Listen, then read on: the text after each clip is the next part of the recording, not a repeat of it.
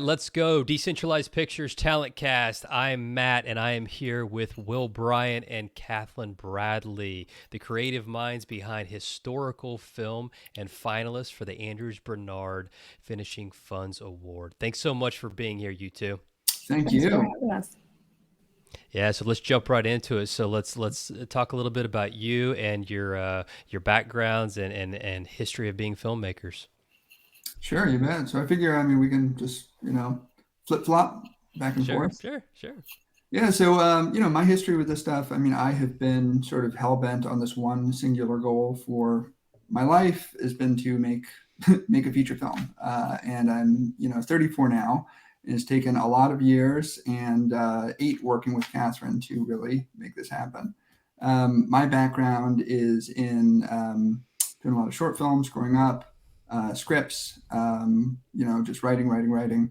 And then professionally, video production for a bunch of years, industrial videos, infomercials, did music videos for a bunch of years, 3D animation, basically just a whole spectrum of different stuff to pay the bills while working towards this goal.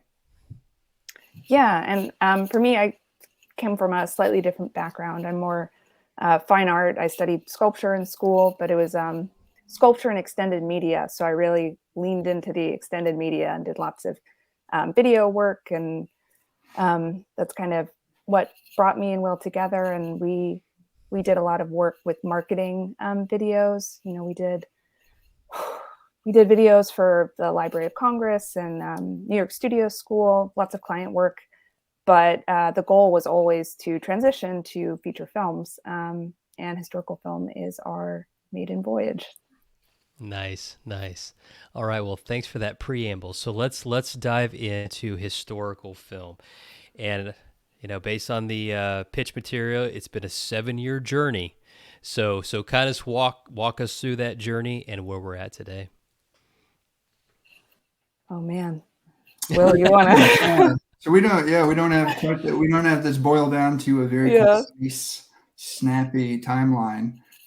But 7 years ago, Katharine and I, we started talking about these characters, Joss and Caleb. And we wrote these characters for 2 specific actors, Zana Gankuyag and Joe Carlson, who are just these phenomenal, incredible people, incredible actors that we, wanted to work with, and we wanted them to be in our first feature film.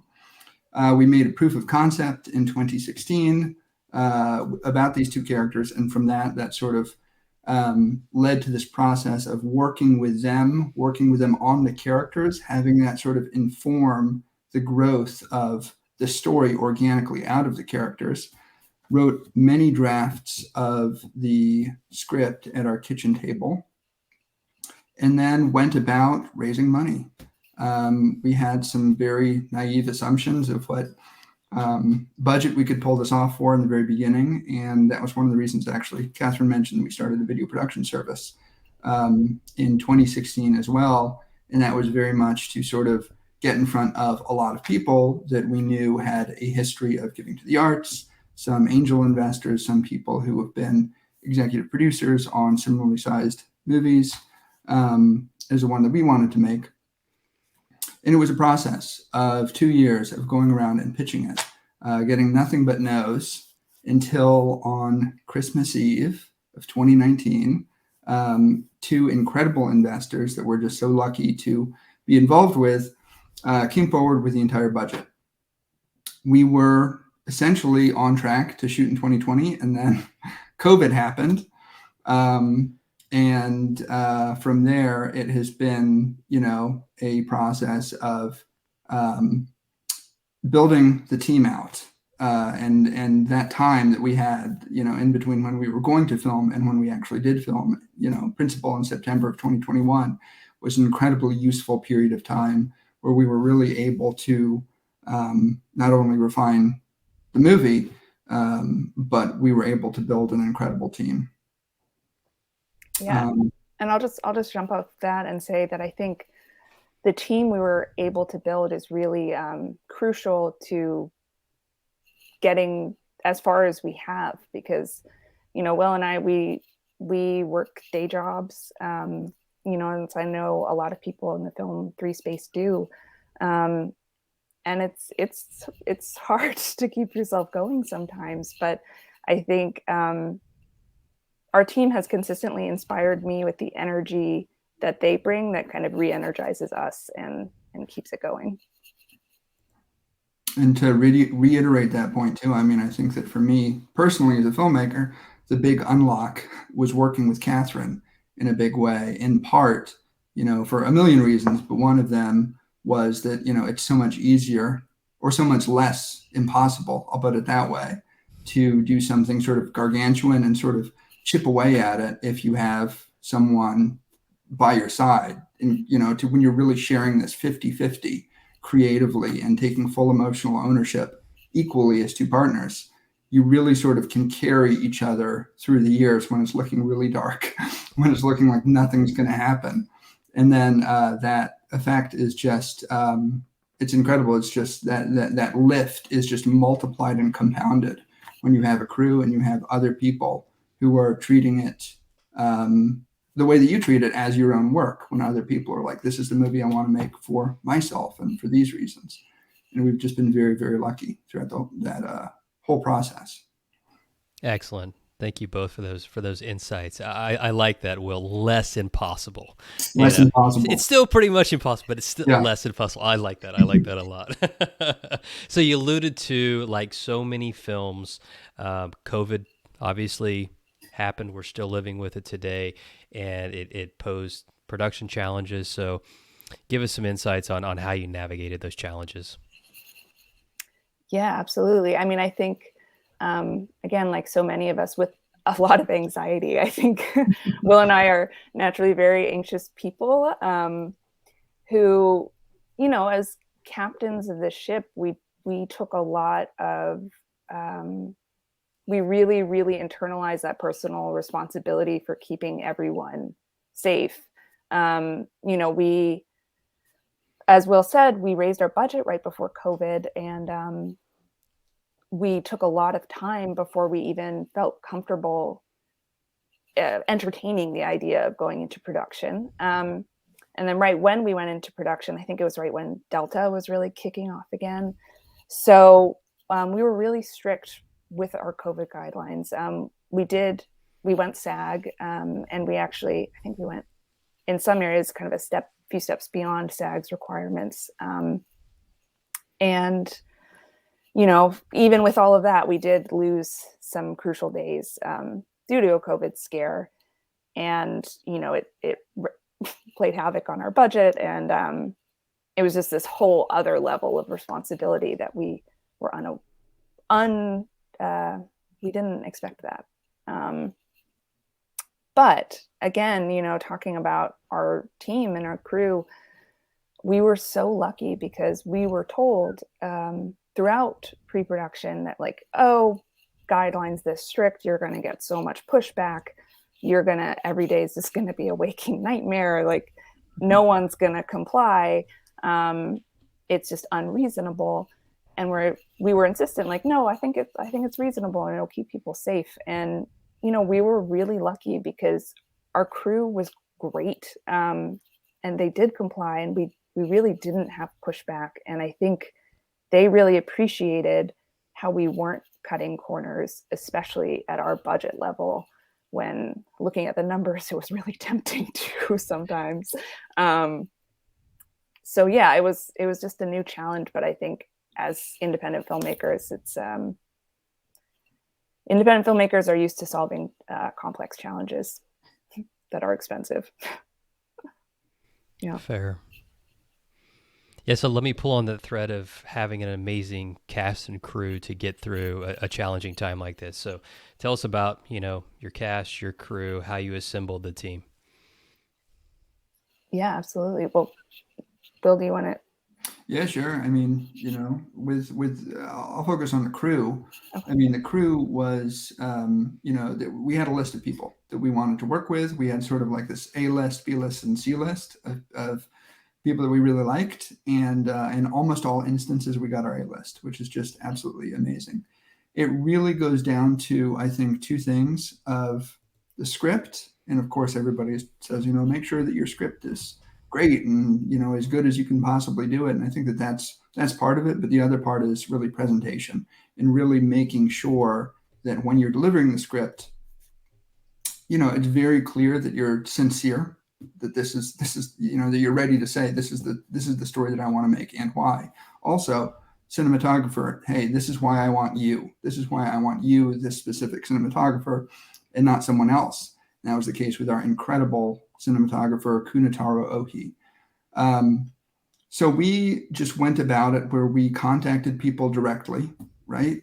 And we gave them our script, and we gave them, a very, very thoughtful pitch for why they specifically were the people that we wanted for these roles. And part of this was things that we heard about specific people, but more than anything, it was their work that we knew and liked and enjoyed.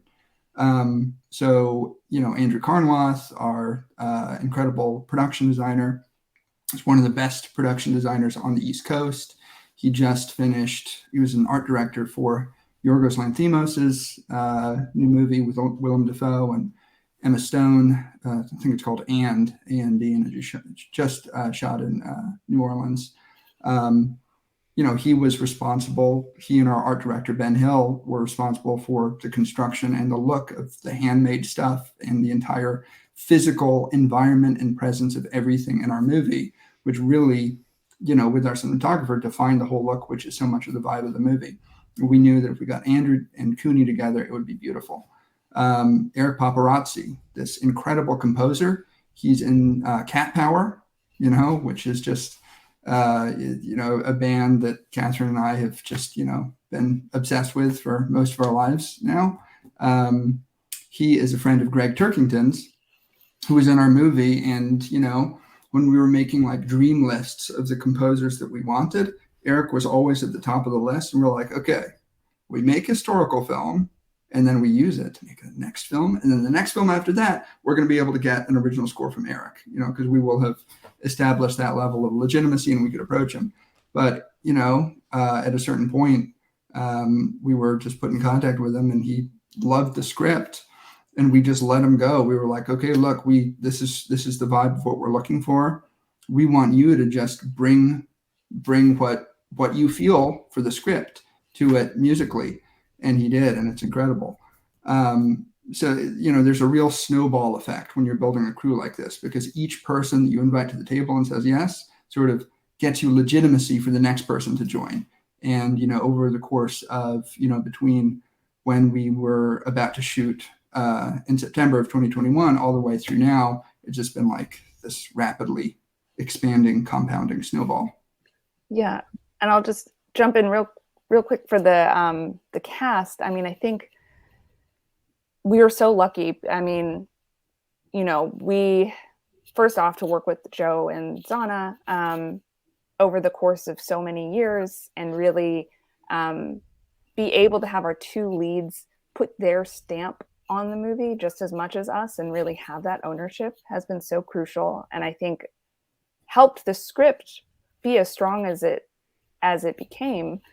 And on the strength of that script, we were able to attract Greg Turkington, who is just an incredible comedian. He's been one of my favorites since high school, I think. And we sent him a handwritten letter and the script and didn't expect to ever hear back. But he did. He said he loved it and is usually very selective but wanted to do it. And, now his most recent film premiered at Sundance this year, and he's getting great reviews in it, and which can only help us. So we just feel really lucky. I think that this is also the first movie, I might be wrong, Katharine, correct me if I'm wrong, that Greg has done that's not directed by one of his friends or a Marvel movie. So we feel very honored. Yeah. The existing friends. Yeah. Yeah. Well, there's some amazing nuggets of information and tips, especially for emerging filmmakers, on how to assemble a high quality cast and crew. So appreciate that. So as a historical film around the Civil War and your personal roots in Virginia, there's a social impact component attached to this story. Tell us more about that. Well, I mean, we live in Richmond, which was the capital of the Confederacy. So there are concrete reminders of horrible things that happened in the past everywhere you look in this city. Um, with Katharine's and my relationship to sort of the subject matter and historical reenactors and everything, it's kind of, I don't know how to say it. We sort of didn't set out to write a movie with a thesis just because those are not the movies that we love. We love movies that are about characters and about really, you feel like the character is driving the story, and the filmmaker doesn't have their fingers on the scales too much of how things go, where it just feels very sort of organic with what happens with the characters. And that's how we wrote the movie, because, we sort of really brought our actors in so early that we were writing it for them, with them, doing table reads and proofs of concept and Zoom calls all the time. And at a certain point where we were making this movie about these guys who are reenacting, making a movie within a movie about the manhunt for John Wilkes Booth, we realized really what we're doing in a lot of ways is it's not just a silly buddy comedy. It's not just an adventure of a couple guys, telling, these jokes and, these laughs and these fake mustaches. But, we're really telling a story of what it means to be an American today, and all these complicated aspects of what it really means to, retell our history. So there are aspects to this where, we've always been, very conscious of how, present day retellings of history affect the present and affect the future, because the context of the way that we look at the past very much influences and is informed by who we want to become in the future. And the way that I think this is manifested in our movie, we hope, is a lot of, very complicated things that the characters themselves are debating. And we're very, excited to get it in front of audiences and to really sort of see how people react to it. What am I leaving out, Katharine? Is there any? No, I think you got it. I've noticed. Brilliantly stated, Will. I'm noticing too that Katharine is muting when I'm talking, so I'm going to do the same. I don't know if you can hear, but we got some meows through the door. That's why I'm muting. Over there too. We're actually in the same apartment in opposite rooms. Okay. Well, you wouldn't be the first cat to make an appearance on this show, yeah. So that's completely okay. All right. So you appear to be deeply entrenched in the Film 3 community. I know in your pitch video you talk about Rewind and the Film Squad. So tell us some more about your involvement with Film 3. Yeah, well, I can jump in, and real quick, I'll just say that, and Will can speak to this more, because he was really, between the two of us, first to the Film 3 community. But through Will, I joined the squad. We're both proud squad members, and we actually worked to draft what's being called the Film 3 Manifesto. So we got input from kind of figureheads in the Film 3 movement, including Leo Matchett and Mike Musanti and Miguel, Jordan Bain, Stephen Murray, lots of others. And we kind of drafted this manifesto, which I think Jordan has plans to share in the next few months, but I don't want to hold her to that. But Will, do you want to speak to? You bet. Yeah, I mean, the squad, the manifesto, that's the main thing that Katharine and I have been focused on, I guess, for the last, on and off 6 months along with DCP. Before that, I mean, yeah, as Katharine said, I was just kind of very interested in NFTs and crypto casually for a few years since, the wildness at the end of 2017. And, I think it was New Year's Day, 2021, that I met this little group of people at Blockbuster DAO and became a core team member of Blockbuster DAO, which has since become Rewind. And then I got a little subgroup over there with a group of these amazing filmmakers. And the five of us did Nouns Prop 70. We originated Nouns Prop 70, which is, the Story Foundation's proposal that passed for Nouns and for Nouns DAO. So we got funded to develop multiple different television series. And my partner is a good friend of mine named Scott Albert, who's this incredible writer. He and I are working on a couple of things together, and he is a Nickelodeon writer. He was part of the first 6 seasons. He was in the writer's room on Paw Patrol, and originated a lot of Top Wing's episodes. So he and I have sort of developed a cartoon, and Garfield and Van, who are 2 members of our group, have just finished a pretty spectacular film treatment. So we're basically pushing those through right now. So yeah, I mean, like so many people in Film 3, doing a little bit of everything. But when it came to DCP, Katharine's and one of our favorite filmmakers is Sofia Coppola. We grew up obsessed with the music videos of Roman, and specifically, his co-writing with Wes Anderson, their particular movies that, Roman Coppola and Wes Anderson wrote together, that was a tremendous influence on historical film. So when it was like Coppola family, decentralization, we were there. So. Nice. Thanks for that, both of you. Okay, so this is the last question that I have for you. So I know it's been a long journey, getting historical film to where it is today, 7 years. And in your pitch video, you talk about how when you started out that you had very few contacts, very little money to work with. So as a new independent filmmaker, what is, let's just call it one piece of advice that you would give a brand new filmmaker that's kind of in that phase where they don't have contacts, they don't have access to much capital? How can they get started? Oh my God, let me think about that. Katharine, do you have something that you want to lead with? Oh God, well, I guess it's twofold. I want to say persevere. Just persevere. It's an always shifting goalpost. So yeah, you'll probably never feel like you crossed the finish line. And also, mind the opportunities that are around you. Don't feel like you have to go to New York or LA. There is incredible talent here in Virginia. And we really have benefited from it being a smaller community, because if there's an exciting project going on, there are talented professionals here who love film, and they will help you. They will go out of their way to help you to get it off the ground. So in that way, you can really benefit from not being in this big city where you might just be one among many. I totally agree. And what I'm going to say, I don't really have this very thought out, but I'll just sort of riff on it for a second. It's kind of abstract in my mind right now.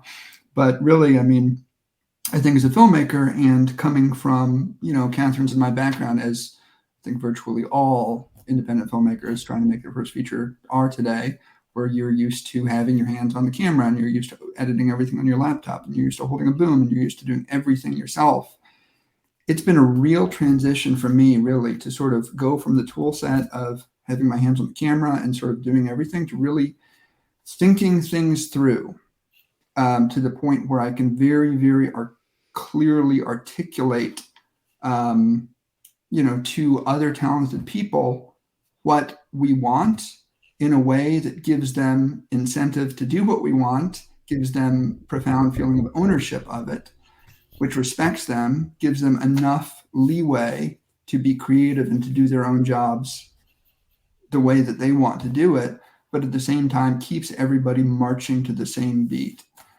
And I think that there's, the biggest aspect of it, which boils down to a lot of things that look like luck, luck is a huge, huge part of it. But, another aspect of it is just, having amazing people around you to be able to lean on. And I think that's what it is. And ways that we are lucky, I think, really stem from the combination of the people that signed on to this thing. And I think that the biggest piece of practical advice that I can think of when considering all those weird, messy contradictions is that you really, really have to know what is flexible with your vision and know what is not flexible. Because for every single time your instinct as a filmmaker to sort of like push for exactly the way that something is in your head and you want to do in a specific way, you really, really have to be open to stepping away from what that is and really looking at the reality of the situation in front of you and trusting the expertise of somebody else. Just as important as that is, if you do that at the wrong time, it will destroy and sink your project, because there are a lot of really, really, really, really smart people whose opinion we respect tremendously and who we personally just genuinely really like, who told us stuff that we should do early on, that just could not be more dead wrong to this project. And it's not because they were wrong in general, as they were wrong about this specific project. They didn't quite have the frame of mind. So I think that, if I went back in time, I would tell myself, really, really meditate on what is flexible and what isn't, and be aware of your North Star changing too much depending on who that's awesome and smart you're listening to, that could sort of pull your vision astray at times, I think. So amazing. I really hope a lot of aspiring filmmakers watch this episode. A lot of good nuggets, a lot of sound advice. So thank you again, Will and Katharine. And I really appreciate your time today and being on the Talent Cast. And for those that are watching, please follow us on Twitter, subscribe on YouTube, to see more content like this, from great filmmakers that are in our community. So thank you again, Katharine, Will. Can't wait to watch the final product for historical film. Great. Congratulations for what you accomplished today. Thank you, Matt. Thank you very much. We'll see you around. Take care.